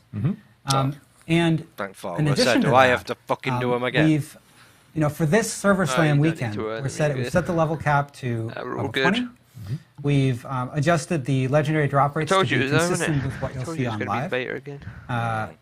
rather than the It'd be nice to inflated see drop what rates that we changes they've had made in to the it, first though. 2 beta weekends, which were Still there got the to make patch sure that we got notes. plenty of Yeah, testing yeah. on our legendary powers. And on top of that, Easy. you're going to have 48 hours to you know slam what I these mean? servers, right? Now, during this time, a Shava is going to spawn starting about 24 hours after the servers go up, and then every 3 hours after that. So you can have, I think it's 9 opportunities to fight a Shava. Literally just looked at me said, Now, "Oh, if you get to level 20 and you kill a Shava while you are level 20, so max level in this test, in this period of time. What level is it though? 20. It's 20. So you got to be level 20. Was it just Yeah, to get don't show up in the Shava at level yes. 5 and think you're going to get this. Yeah, expect you'll get the Right. reward. But what you're going to get is this Cry of a Shava mount trophy, which is exclusive to this Server Slam weekend. You Ooh, can see it that's here kinky. on your screens. Yeah, the trophy there and that horse's hip on the saddle there. Very nice. Oh wow, it's bigger than I thought. Yeah, That's awesome. We basically Oh, my God. cut a horn, part of a Shava's Should horn off, put a and, channel in for your stream. added some gilding and like some nice metal work there. I can't even find your channel And of anymore. course, I don't know what it's called. mount trophies in Try Diablo are Necro cosmetic customizations that you can X666. add to your mount along with mount armor. So this is a trophy that you can mount. It mounts some trophies mount on the saddle. I don't know why I'm pointing to 24 my shoulder. subscribers, is that you? This is where the Is it saddles go, Volk? apparently. Or they can mount on the side, it's on the definitely- horse's yeah, this flank, ain't like you. you see here Yeah. with this trophy. Yeah, so again, like all rewards from the Oh. original first 2 weekends of the beta, including the 2 titles and the Beta Wolf Pack will be available, as well as the Cry of a Shava mount trophy. And for the mount trophy, you have to be level 20 and kill a Shava. All Right, classes so I've will gotta be be level available. 20. And you'll be able to explore Fractured Peaks again from the 2 beta weekends that we had beforehand. And of course, a Shava will be spawning much more often in this Server Slam weekend for players to actually jump in and obtain the rewards and really help us out, help out the team, and make sure that we have a smooth launch for Diablo 4 come June. So huge news for all of this. And we will have a blog that will be going either live right now or live immediately after the broadcast for players to actually read about all this information. And that will be available on Diablo4.com. So make sure to check out the blog, get all your information there, and jump in on our Server Slam weekend, March 12th through March 14th. It's another opportunity to play Diablo 4 before the launch, which is really great. And you can test all the new beta changes, which is really cool. And one other thing that I do want to note for at least PC players who are jumping into the Server Slam weekend, the team here has done some massive work on some of the PC optimization from the first 2 beta weekends. DLSS3 for NVIDIA cards will also be available for people to try out in the Server Slam weekends or Server Slam weekend. Sorry, there's only one. I don't want to like set expectations or anything. But there's more graphic options and optimizations and so forth for PC players to check out. Yeah, looking forward to everyone really hitting the servers and really helping out with the game. We do want to jump into Q&A because we always end with Q&A. Riker actually has a bunch of questions that he was asking his own community that we will most definitely go through as well. And then we're also going to be grabbing some questions here from chat and so forth. One question that we have been seeing that has come up within the community beforehand, and we'll start off with this one, which is how long will it take us to get through the Battle Pass? It's a question that a lot of people in the community have been talking about over the last week and a half. And I know that we wanted to talk about it a little bit more here. Yeah, I think that there's a... So I've talked a little bit about this in the past, but I think one thing I really want to emphasize is that when we think about the Battle Pass for the for Diablo 4 after the game ships, we're looking at our seasonal players. We want to make sure that the players who are going through the Battle Pass, they're going to have a lot of content to consume outside the Battle Pass. they're in all likelihood to finish everything in the Battle Pass before they finish all of the content within a season to season. So there's a ton of things to look forward to. We want to make sure that the Battle Pass's result is balanced in such a way that players of all types and all play styles are going to be able to get a chance to actually complete this Battle Pass over the course of time. Our goal is, like, if you want to do this, want to make sure that you are compelled to go through all of it as you're playing and just having a good time getting all of these rewards. Of course he has. You fucking All right, cool. Riker, I know you have questions. I want to make sure that you get some questions in and so forth. For fuck's sake, all I can I hear guess on we'll your just go stream back is me and forth for going, this. It'll make it easier for these two guys. I mean, for you guys, we'll just be doing this. Yeah, exactly. Just keep doing it. Yeah, sounds great. Well, so first off, something that you were, I think, touching upon earlier, and correct me if I misunderstood, but I think on the topic of Nightmare Dungeons, it sounds like every season there's going to be a rotation of 30 dungeons that can be turned into the Nightmare Dungeons. Is that right? So we want to make sure that we've got a subset of the dungeons we have in the overall game. There's over 115 or so like side dungeons available in the baseline Diablo 4 experience. We want to take a subset of those each season. The exact number we're working on, we're going to think about that and think about it. But a number of those we rotate every season to make sure that we are highlighting different kinds of objectives, different sorts of layouts, different monster families, just different experiences. And we also don't want players to feel that they're going to have this where they have to be thinking about all 115 different dungeons every season, every time, with regard to this system in particular. So that is the idea. Is we do want to rotate through these from season to season while we're looking to introduce other ideas. Yeah. Cool. I got a question here from, I'm not going to butcher Twitch names, guys. I do this every stream. Fucking butcher it! From a Twitch user in chat. Do you have any plans to keep interest for people who don't plan to play in seasons? Who gives a shit about them? So we are going to be making, on a regular basis, part of our live updates. We're not quite ready to talk about like all of our seasonal plans and all of our post-launch plans yet, but I will say this, that we're going to be having a lot of like really rich and interesting content updates for our seasonal players, but we're still be making balance changes and adding new legendary items and like unique items and things of that nature for players who are playing in the Eternal Realm, the place where you will be able to never have to worry about like a character reset or do any of those things. There will always be new infusions of some game content at that level to players going in that space. Cool. But for the richest experience in the post-launch environment, I would highly recommend checking out Seasons because we're doing some really, really cool stuff. All right. So one thing that I noticed in the December press beta to the public beta was that changes were made to the skill tree. There were like new passive skills, there were new paths made amongst the passive nodes. So I'm wondering, was the skill tree designed in such a way that you can, over the course of seasons or expansions, add new passive or active skills? Yes. So the skill tree really that we have for Diablo 4 at launch really is just the beginning for these classes. We are going to be looking for new opportunities to create more playstyles within each of the classes. We'll be adding new passes, potentially new skills in the future. These are things that we would like to do. It is likely that these kinds of updates, particularly of like new passives, like new nodes, new things in the skill tree, are more likely to happen as part of our our future larger like expansion size updates, rather than things might be happening as part of seasons. We have lots of interesting customization options we're going to be adding as part of seasons, but they might not touch the skill tree specifically. Okay. We've been seeing this question a lot. I've been seeing it in chat as well, and there's I think some confusion in regards to Altars of Lilith, how those will work in between seasons, or will those reset? Like, how does that specifically work? Sure. So Altars of Lilith are one of the features that players can go and collect basically in the overworld that we're going to contribute to their renown total within each of the zones. Well, and give permanent character power as well. I'm going to get there. Okay. So there's two purposes really that the Altars of Lilith have. They have this larger collectible feature where you want to kind of go get all of them for the stat points that you just called out. Yeah. And then they also provide the renown. So renown is reset on a seasonal basis. So when you start a new character, your renown score goes back down to 0. You'll have to go and finish side dungeons, go do side quests, go find Altars of Lilith, go do these things in order to kind of get that renown back up to unlock all of those benefits. Now, you don't need to go do all of that content in the zone to max out your renown bar. There's actually way more activities that grant renown than you actually need to complete in order to finish going through and filling up all of the renown and getting all 5 tiers of the rewards. When it comes to the stat gains, so basically, to your point that you were just speaking about, Altars of Lilith also have another purpose, in that when you find one, they give you a stat boost that's supposed to apply to your character and all characters in that realm. The way that's going to work is that once you've collected that stat boost from a specific Altar of Lilith, that stat effect is going to propagate out to other characters of that game type. So basically, hardcore is going to have its own progression for this, where it's like if you were playing a hardcore character on launch and you go and you do all these things, those stat boosts you collect will propagate to your hardcore characters you would make in the seasonal realm. And the same is true for players who are playing in the normal realm and playing the normal game mode.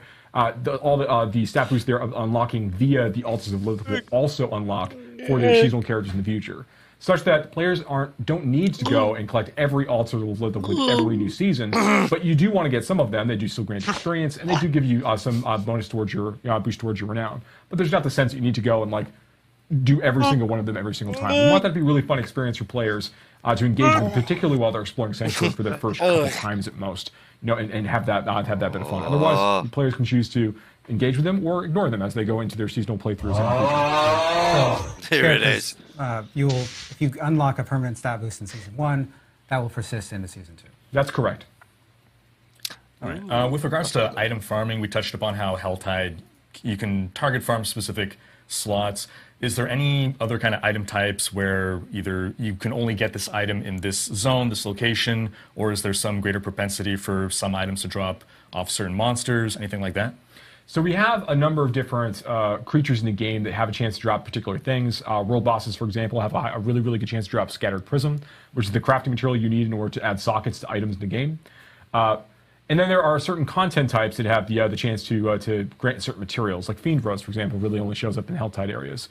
And the only way to raise the level of your glyph is by going through and doing Nightmare Dungeons. When it comes to item farming, we also, and I've talked a little bit about this in the past, but I think it's good to remind people and also just to continue talking about it, right? Because it's a new mechanic. And that is that when you're fighting creatures of a certain monster family, like zombies or skeletons for their respective families, those monsters have a higher chance to drop certain kinds of items. It's actually a bonus chance to drop certain item types kind of happening in the background. So it's not like if an item, like for example, skeletons have a chance, they have a chance to drop crossbows, irrespective of your class. So you're playing a barbarian, which can't use crossbows as one of its weapon types, and you could be killing all these skeletons, and you might just get a crossbow drop as a result of that. That's tradable with rogues. There's other things you can do with that, but that's not taking a roll from the skeleton. It could drop everything else in addition to that crossbow. It's like an extra bonus thing that skeletons can drop. Every monster family has a few different things they drop this way. So as players are going through the experience, and particularly while they're leveling up in the campaign, they'll occasionally start saying like, oh, I'm getting like a lot of like rings from this, or I'm getting a lot of boots from this, or I'm getting a lot, and they'll realize that over time, over the course of time, that these are being dropped based on the monster families they're engaging with. So as players discover more of this, and they continue to fight more monsters and start mapping some of these things out, they will uncover the right areas or the best areas potentially to farm for certain kinds of things. And that includes like unique items as well. So if you're looking for a unique crossbow, maybe it behooves you to try to fight a lot of skeletons because they have a chance to drop crossbows in addition to other things. So these are the sorts of things that like as you're diving deeper into like the hunting gameplay, the item hunting gameplay, these are things to look at. That's not the end. There's a lot more we're going to be doing as the game continues to mature and as we're going into like our post-launch period. But we'll talk about that when the time's right. Fair enough. This one is kind of tied to some of the Server Slam stuff that we just announced, which is, will there be any additional changes made to the game after the Server Slam weekend, like what was done during the beta? No, we announced that the game has gone gold. The Server Slam you're testing a version of the game that is very close to the launch version of the game. That's why it's so effective as a Server Slam. Now, of course, as a live service game, we're going to be continuing to take feedback exactly like you saw during the beta, after the game has launched, and making changes and making improvements based on data and player feedback. Awesome. All right, overlay map versus minimap. Minimap is a little map in the top right corner. Overlay is what we had in the past in D2, where you have this semi-transparency of the large-scale map over your actual gameplay. D4 does not have an overlay map. A lot of people are asking for it. What's the reason for no overlay? Yeah, so when you're playing through an action RPG and you're playing through that core loop, you're basically switching between two modes of behavior, right? You're killing monsters or you're navigating.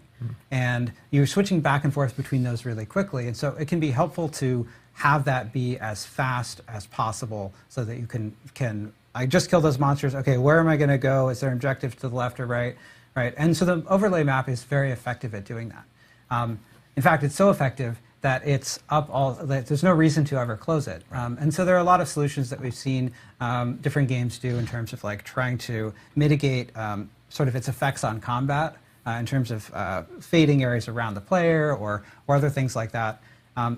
What we're trying to do is we're trying to keep the combat and navigation spaces as clean as possible by separating them a little bit more. And so that's why you see the mini-map, you see the pin system on the map, you see, in certain cases, edge of screen indicators on the mini-map. We want to add more of those kinds of things, but ultimately, you know, our goal is to make sure that players, when they're going back and forth between combat mode and navigation mode, that they have the tools that they need to do it efficiently, and they don't feel like it's a huge hassle. So we're going to be continuing to look at this feedback. For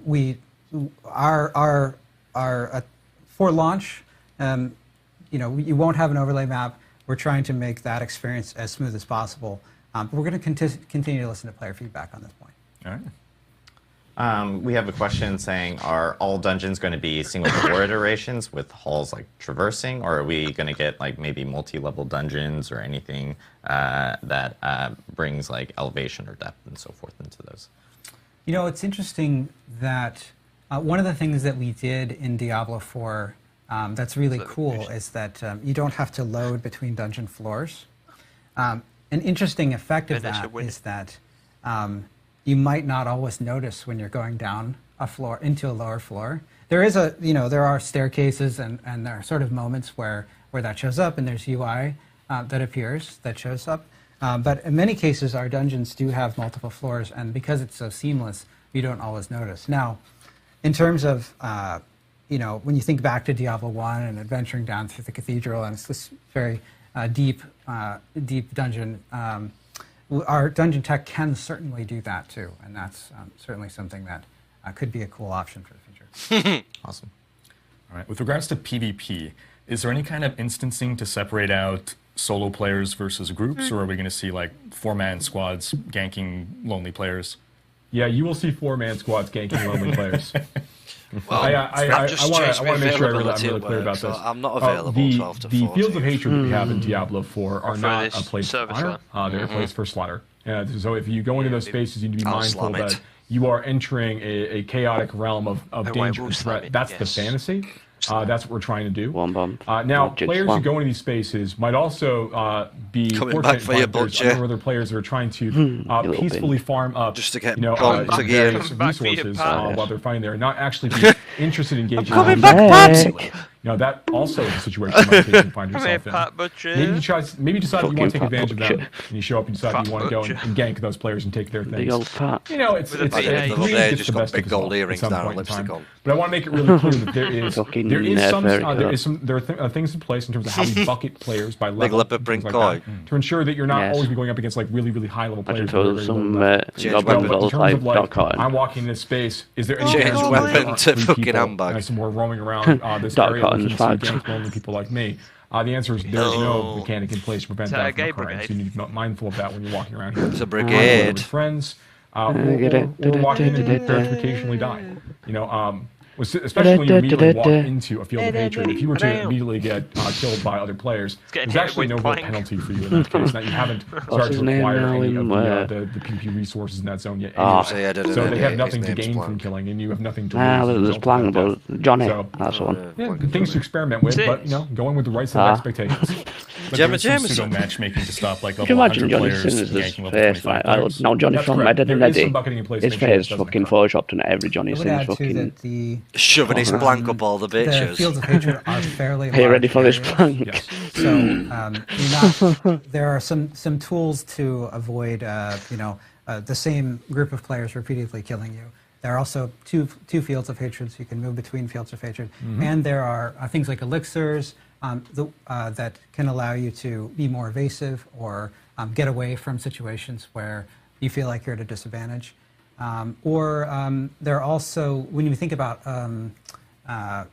the fields of hatred mechanic, you're collecting these shards of hatred, and you're refining them so that you can turn them in for rewards.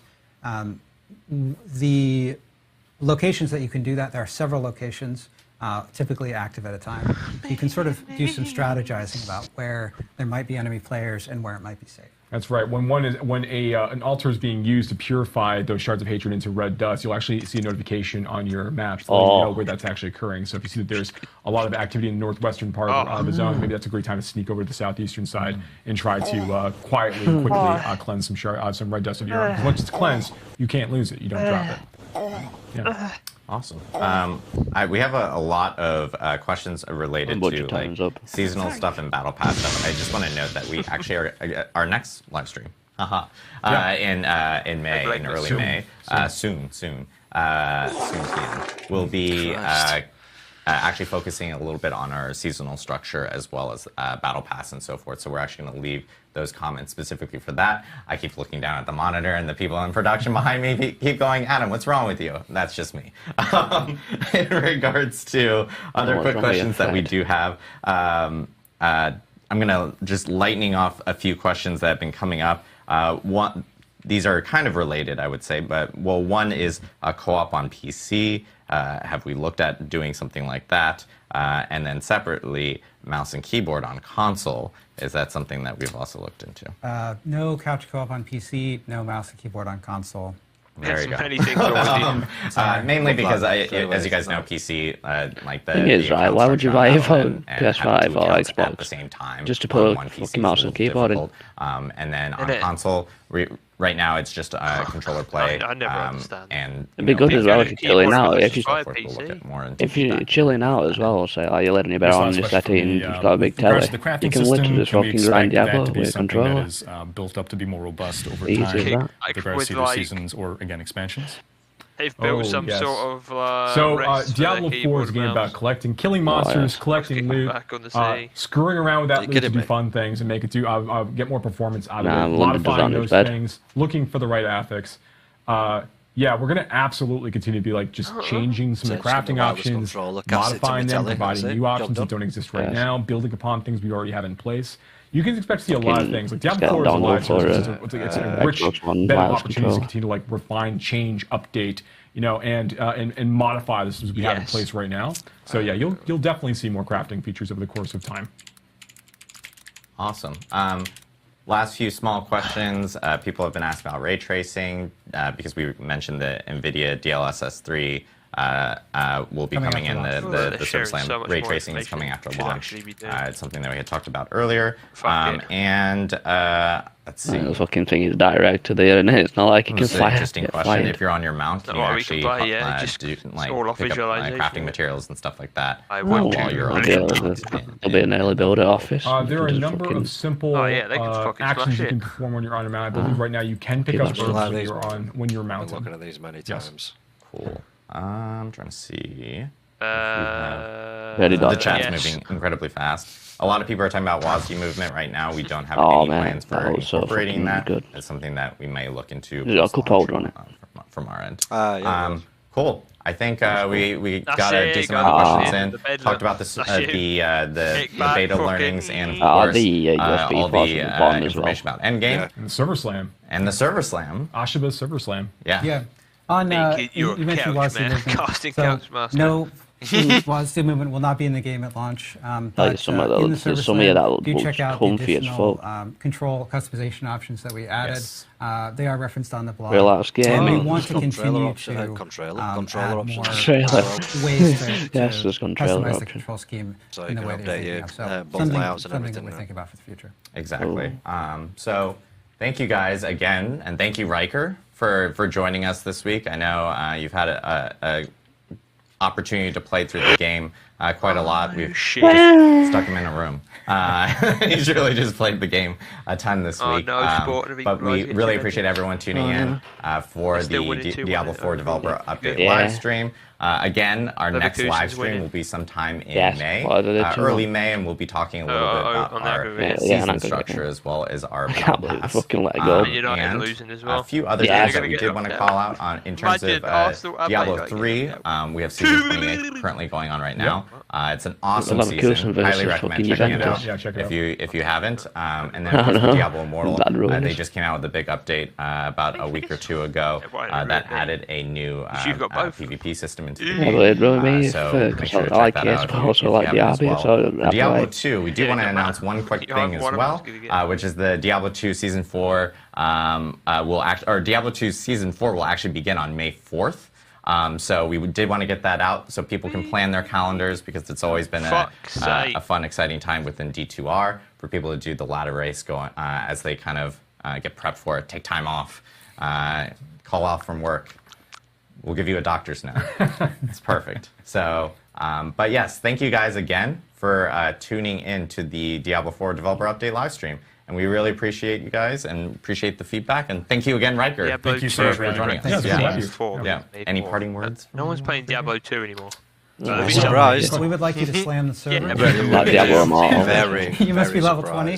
And we tested. An interesting thing is that we tested the Ashava fight at level 20 to make sure that it was doable. Someone did the we were pretty sure it was doable. Yeah. But we did want to check to make sure it was doable. They're like, okay, go on. And it is quite challenging. If you are having a lot of trouble with it, you can always go down to difficulty level. That's true. You can always go down to world tour. Down a difficulty level. And Woody Joe, we expect you to Nemo's arms. For sure. And again, you can pre-purchase Diablo 4. We have a QR code up there. We have a deluxe and ultimate version that are available for the digital version that can give you early access up to 4 days before launch. So, yeah. Thank you guys again, and really appreciate it. And one other thing. We are going to be raiding into 2 Diablo partners, both from YouTube and on Twitch. So make sure to stay on the channel if you want to check them out. And yeah, thank you guys again. Really appreciate it. And thank you from everyone on the Diablo team. See ya. Yeah. Swifty. Swing. Very swifter. Very swifty. Getting up to level 20 in 2 days is going to be pretty tasty. Easy. Technically 3 days now. Well, 2 days, that's just like... If so don't look I'm not taking a day off just for server queues. Yeah, true. Don't say that. It's your turn this time, Morgan. It was my turn last time. Get food. It was me not disconnecting. That's what was going for me. Right, that's why Morgan disconnects 5 times in the first If I do 5 that, minutes. I am getting your address off of Uber Eats and coming to kill you. I'll just give you my address. I'll just give you I'll offer you food first, and then I'll kill you. I'm not fucking Jesus. I am your death penalty. What would you like as your last meal? Very